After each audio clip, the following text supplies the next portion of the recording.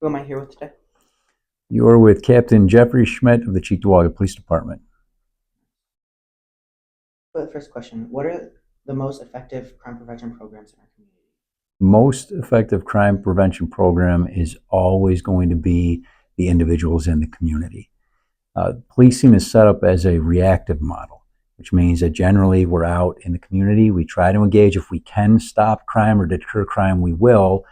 But it's set up so when someone has an emergency, they call 911 and then we respond out after. And afterwards, we investigate and we apprehend. And as far as preventing crimes, the best thing to prevent crime is the people in the community, like keeping your doors locked, keeping your keys out of your car, things like that. How does the police department collaborate with the community? Yeah, so we have a few programs that we engage in.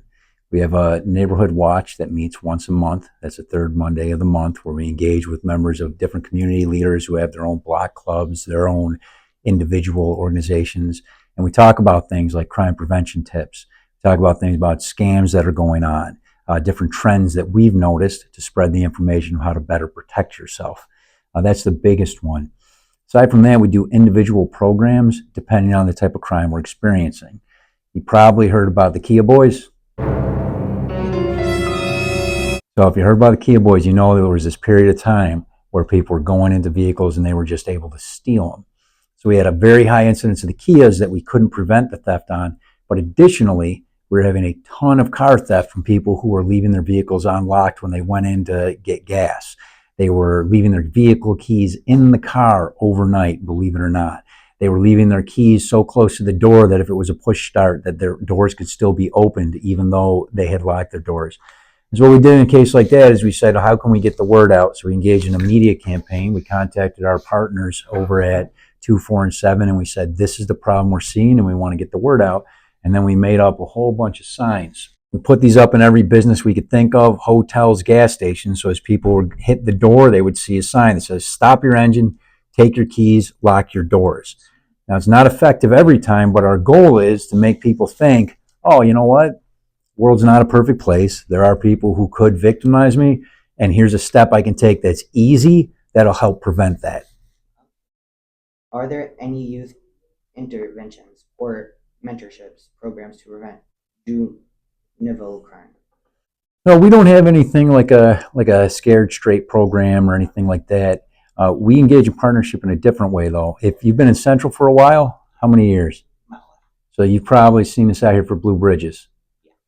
So Blue Bridges, you may not even realize this, but that's our goal to try to reduce crime. What we're doing is we're getting out and we're getting in touch with the youth of the community. Some of that youth is going to be targeted youth. It's going to be people who are going to have a tough shake growing up.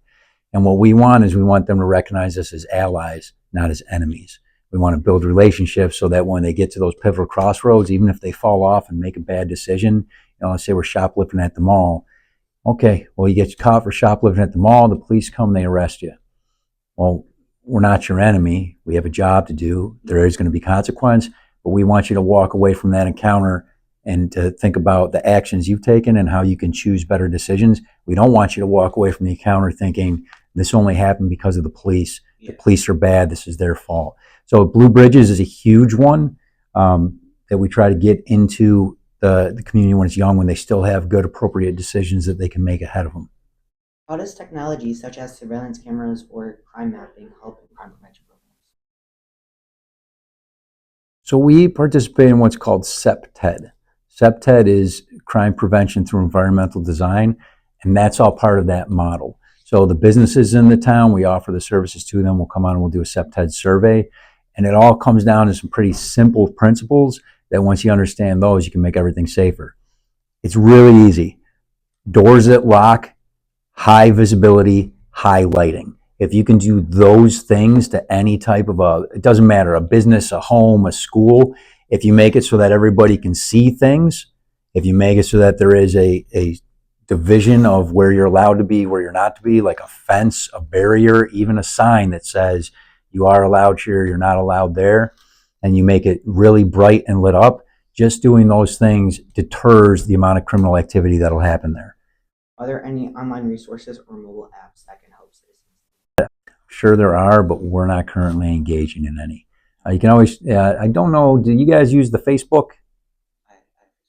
Or is that an old person thing now? Am I dating myself? Is it more like the Insta? So we do engage with social media platforms if we have things to push out. But the important things, like let's say a road closure, an active emergency, things that we say we need to get this out right now, we put that out on X, formerly Twitter.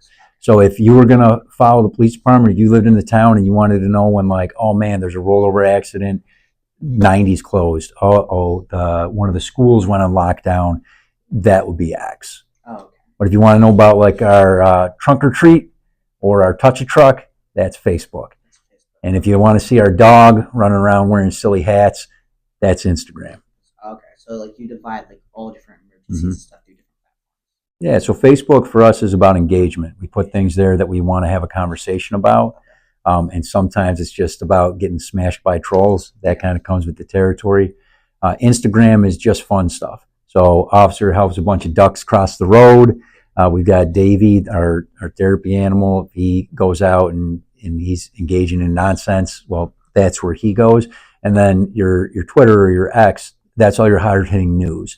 That's the things that you want to get out deliberately, like be on the lookouts for missing persons, anything of that nature. How can the community support the police department in making crime prevention efforts more successful? It's really about being here with us. A lot of community concerns, if we don't hear them from the community, we're never going to know about them. Yeah. So you even think about something that seems like a small deal to us, we get a loud noise complaint. So if we don't live there, we're not the ones who at 3 a.m. are hearing, not bothering me. I respond there on patrol, I knock on the door and I say, hey, turn the noise down. They turn it down and I leave. And what happens when I leave? 9 times out of 10, the music goes right back up. And what happens when additionally, it's an Airbnb that's new to the area. We don't even know it's an Airbnb, but they're renting it out for parties. And the parties they're renting it out for are those like 17 to 20-year-olds. And now there's a criminal element that starts to be there. If the neighbors don't say to us, hey, we think that's an Airbnb and we think that they're running parties out of the house, we don't have that information. If we don't have the full scope of the picture, then we can't do anything to enforce it, to remove that from the community. And it's a quality of life issue, which means it's important. So all that to say, the most important asset that we have for crime prevention is our community. How does the police department address drug-related crimes through prevention programs? We have a DARE that we run. It is here back at Central. We're not in all the school districts. And whereas some people argue the science on DARE, they will say that there is actually no evidence that supports that DARE actually does reduce the amount of drugs or violence, for that matter, that people engage in. I'm not 100% sold on the science of that. If nothing else, I do believe in having that officer in the building of the school talking about positive life choices that can have an impact. As far as other programs go, it's gotten really tough. Your generation probably isn't going to understand how big a shift it's been since marijuana has become legal in the state. Huge shift, a huge different way of operating as a police department. When we look back on this time, it's going to be kind of looking at like Prohibition era and when that came to an end, similar type thing.